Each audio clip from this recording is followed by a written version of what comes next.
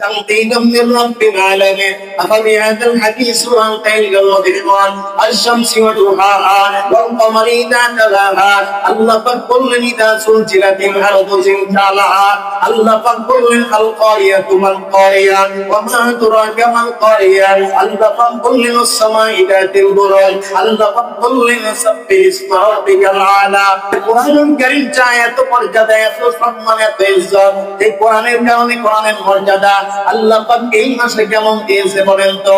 এই রমজান মাস সামনে কেউ বা রমজানকে গলা জড়াইয়া বুকে রাখবে, কেউ বা রমজানকে ধিক্কার মারবে।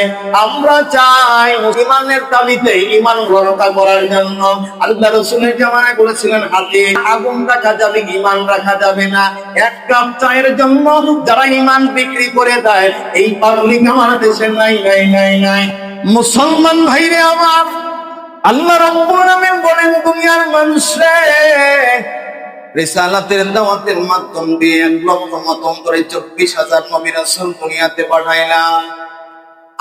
আজকে যদি আশুলিয়া বাজারে এই যে আসতেছে 14 ফেব্রুয়ারি বিশ্ব বেহায়া দিবস, কেউ বা এই রাতে ইবাদত করে দিন কাটাবে, কেউ বা জেনা ব্যভিচারে লিপ্ত হয়ে যাবে, পরকীয়ায় সয়লাভ হয়ে যাবে। আল্লাহ রাব্বুল আলামিন নবীকে বললেন নবী গো তাইলে আপনি একটা এসএমএস কল করেন জাতির জন্য। জাতির জন্য এসএমএস দিলেন ক্বালা ইয়া কওমি ইত্তাকিউল্লাহ ওয়া আলাল্লাহ ইয়াউমাল হাদিস। আল্লাহ বললেন নবী গো আমি আল্লাহ রাব্বুল আলামিন দুইটা পুরস্কার দিব। আল্লাহ পাক বললেন নবী গো আপনি আপনার সাহাবী আপনার উম্মত আপনার কওমের লোকদেরকে জানায়া দেন। মুসলমান বলেন তো নামাজ ভঙ্গের কারণ কয়টা? 19টা। প্রথম নম্বরে কারণ কেরাত অসত্য। ঈমান ভঙ্গের কারণ কয়টা এখন বলেন তো? ঈমান ভঙ্গের কারণ হলো 2টা। 1 নম্বরে এতদিন শুনেছি নামাজ না পড়লে ঈমান ঠিক হয়, ঈমান তো ভালো লাগে, নামাজ পড়ে কে ঈমানের বাড়ির কাছে গেছে। আল্লাহ পাক কয় ও দুনিয়ার মানুষ রে তোরা তো জানিস নামাজ ভঙ্গের কারণ এটা, আর ঈমান ভাঙার কারণ কি তোরা কি জানিস? আল্লাহ পাক বললেন দুনিয়ার মানুষ সব জায়গায় ডাক দিলাম ইন্নাল্লাযীনা আমানু। আল্লাহ পাক বললেন ইন্নাল মুমিনিনা কামা সাল্লাইনা। আল্লাহ পাক বললেন ওয়াইদার রহমানা হুমানা। সব জায়গায় বলেছেন ঈমানদার। বলেন তো ঈমান বাঁচানোর জন্য সর্বোচ্চ চেষ্টা ফিকির করার দরকার আছে না নাই? তাহলে ঈমান ভঙ্গের কারণ কয়টা? 2টা। 1 নম্বরে ঈমান নষ্ট হবে, ঈমানে কাদা ঈমানে গন্ডগোল যদি না করতে চান 1 নম্বরে নিজের তাকওয়া, নিজের ইনসাফ, নিজের তাকওয়া, নিজের সৎ এবং নির্ভীক পথে চলা। 2য় নম্বর ঈমান বাঁচানোর জন্য সৎ মানুষকে এবং ভালো মানুষকে সামনে অগ্রভূমিকা রাখা, তাকে সাপোর্ট দেওয়া, ভালো মানুষকে সমর্থন করা, যারা ঈমানদার। ওয়াইলাল মুমিনিনা আল্লাযী ইযা যুকিরাল্লাহু ফাআতাতনাহা ইয়াওমাল কিয়ামাতা। বলেন তো কিয়ামতের ময়দানে কয় কাতার হয়ে দাঁড়াবে? কিয়ামতের ময়দানে কয় কাতার? অনেকে মানতি আসছে কিয়ামতের ময়দানে 72 কাতার, অনেকে মানতি আসছে 73 কাতার, কিন্তু উম্মতি মুহাম্মাদিরা হবে 12 কাতার। আল্লাহ রাব্বুল আলামিন বলছেন নবীগণ তাম পৃথিবীর মানুষদেরকে আমার পক্ষ থেকে আপনি জানিয়ে দেন, আপনি যা জানিয়ে দেন তারা কোরআন মানবে অর্ধেক, তারা অর্ধেক কোরআন মানবে অর্ধেক মানবে না, তারা ঈমানদার হতে পারে না। বিবাহ করাতে আপনি আপনার জন্য ফরজ। বিবাহ করার পরে যদি স্ত্রীকে আপনি অন্য ঘরে রাখেন, আপনি অন্য ঘরে আপনি ঘুমান, তাইলে সুন্নাহ বেশি হবে না কম? না গুনাহ হবে? স্ত্রীকে রাখছেন পছন্দ হয় নাই, আপা জোর করে বিয়ে করাইছে আপনারে, আপনি স্ত্রীর সাথে মিল মহব্বত রাখেন নাই, আল্লাহ পাক বললেন গুনাহগার হওয়া। আল্লাহ রাব্বুল আলামিন বললেন তুমিনুনা বিল্লাহ। দুনিয়ার মানুষ তোমার উপরে যে সকল কাজ ফরজ আমি আল্লাহ করে দিলাম।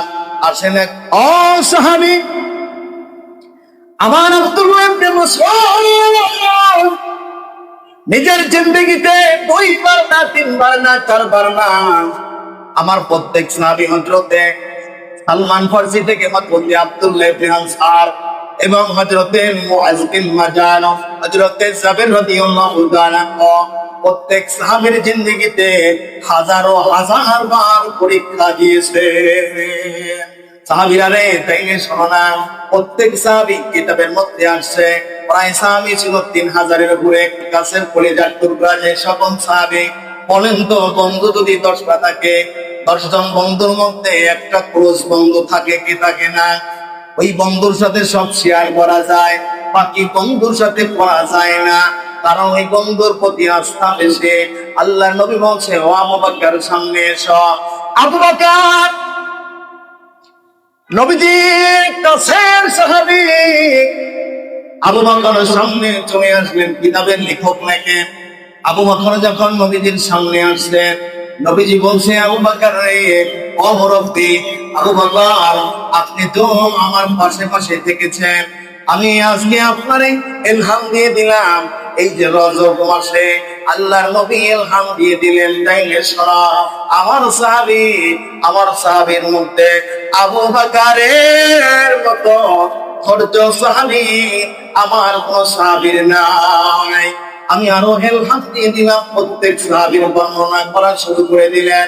আবু বকর চোখ দিয়ে বে পানি পড়ছে। আবু বকর বলছেন, ইয়া রাসূলুল্লাহ, ইয়া হাবিবাল্লাহ, নবী গো, আমি জানতে চাই আমারে আপনি এত মর্যাদা, এত সম্মান, এত স্পৃহা জাগালেন, এত পরিমাণ ইজ্জত আমারে দিলেন। আল্লাহ রাসূলের সাহাবী আবু বকরকে বলছে, আবু বকর রে, আমি কি এত পরিমাণ ইজ্জত, এত পরিমাণ সম্মান কেন দিলাম?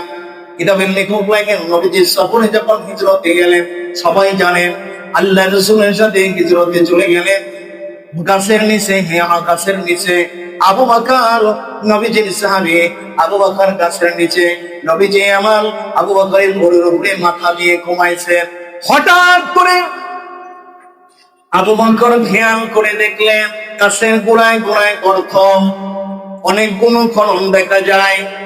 হঠাৎ করে দেখেন কোন পাশ দিয়ে তো সাপ মুখ বের করে আছে। আবু বকর, কিতাবের লেখক লিখছেন, আবু বকর ওই গর্তের মধ্যে আর ডান হাত দিয়ে আরেকটা গর্ত বন্ধ করেছেন, যেন আমার নবীজিকে সাপ কামড় মারতে না পারে, সবল দিতে না পারে।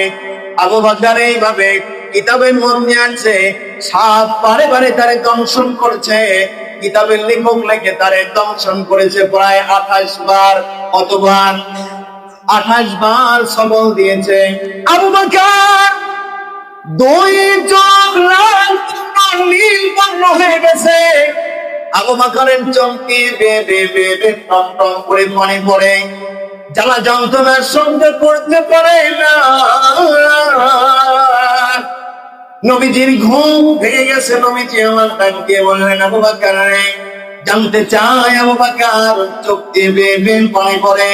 আবু বকর বলছি, ইয়া রাসূলুল্লাহ, ইয়া হাবিবাল্লাহ, নবী গো, তাইলে শোনেন না, ঘুমাইছেন, জানে আপনার ঘুম না ভাঙে।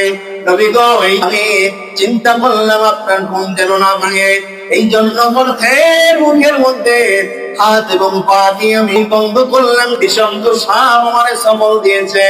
নবীজি বলছে, আবু বকর, কোথায় সবল দিয়েছে? নবীজি আমার সঙ্গে সঙ্গে কত মোবারক লাগায় দিলেন, সঙ্গে সঙ্গে পিছপানি হয়ে গেলেন, সকল সাহাবীদের মধ্যে এরা করে দিলেন। সাহাবীরা বললেন, নবী গো, এটা তো আমরা জানতাম না, আবু বকর আপনার জন্য নিজের জীবন বিলায় দিল। বিলায় দিবে এত পরিমাণ আবু বকরের ধৈর্য, এত পরিমাণ সাহস। আবু বকরের মতো আর কোন সাহাবী আছে? আল্লাহর নবী বলছে, এই মাসে এই নজর মাসে বর্ণনা করেন, আবু বকরের মতো যারা আমারই ভালোবাসতে চাও, তাইলে পরে আমার সুন্নতের ইত্তেবা করবে। মানে হাব্বা সুন্নতি ফাকাদ হাব্বানি ওয়া মান হাব্বানি কানা মাই ফিল জান্নাহ। বলেন তো ভাইয়া, বলেন তো আমার মুসলিম তাওহীদ জনতা, আল্লাহ রাব্বুল আলামিন তা কোরআনুল কারীমে বলছে, এটা সত্য না মিথ্যা? কিছু মানবেন কিছু মানবেন না, তা হবে না। আল্লাহ পাক বললেন কোরআন মানবে যারা, কেউ মানবে না, আমার কোনো যায় আসে না। যারা কোরআনের জীবন গ্রহণ করবা, যারা কোরআনকে মানবা, আল্লাহ পাক বললেন যারা কোরআন মানবা তাদের জন্য ফি জান্নাতিন নাঈম,